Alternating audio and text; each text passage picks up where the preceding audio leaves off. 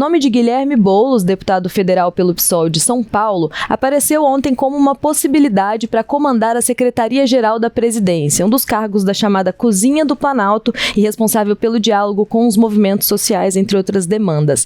A Francine Ferreira, editora-chefe de O Tempo em Brasília, é quem conta pra gente as repercussões desse burburinho, que não foi exatamente positiva, né, Fran? Bom dia.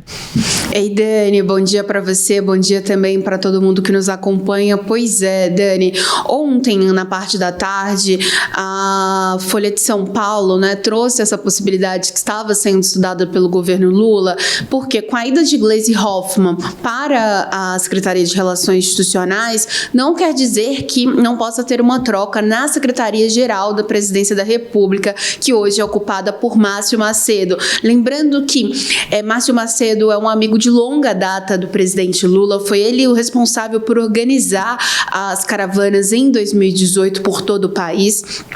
Só que nos últimos meses, desde o início do mandato, a gente sempre viu o presidente dando até mesmo broncas públicas nele, porque é uma pasta que ela cuida do quê? Desse relacionamento com os movimentos sociais, com as entidades sociais. Então, digamos que ele sempre esteve com o nome aí na berlinda. Até então, Gleisi era cotada, ele até fala que isso era dos próprios aliados da Gleisi tentando enfraquecer ele, mas fato é que agora o nome de Guilherme Boulos, como eu disse, ele foi aí ventilado para esse cargo. Guilherme Boulos, que é do PSOL, né?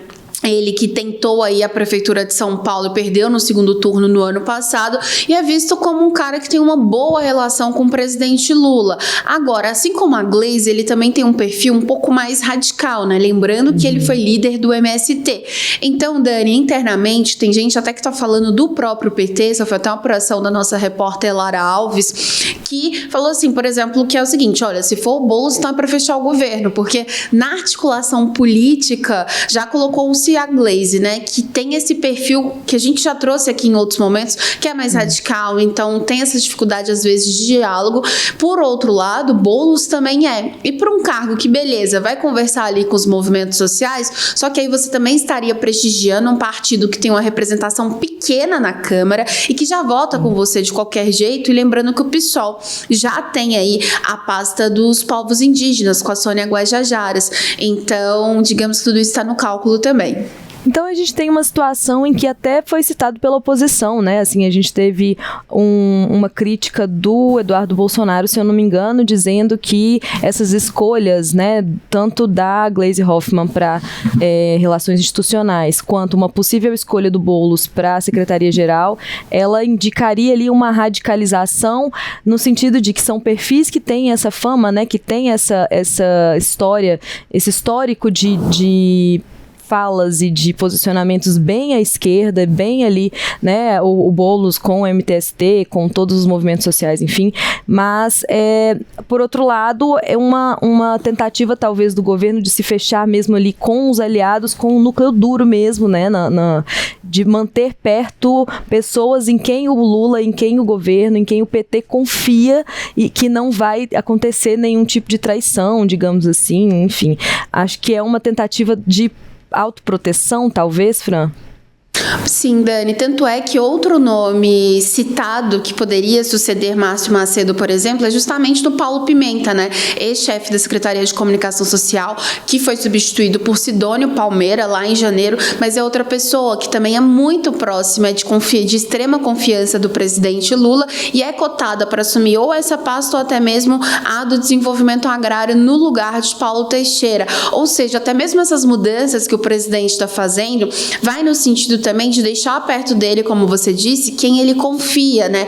Ao mesmo tempo que isso traz uma confiança, pensando lá em 2026, pode trazer algum tipo de problema quando o presidente fica mais encastelado, vamos dizer assim, já que esses ministros, eles despacham ali do que você bem disse, a cozinha do Palácio Planalto, né? É ali da sede do governo. Então, tanto é que para outros partidos, como o PSD, que quer mais espaço, por exemplo, os cargos que estão sendo oferecidos é justamente do quê?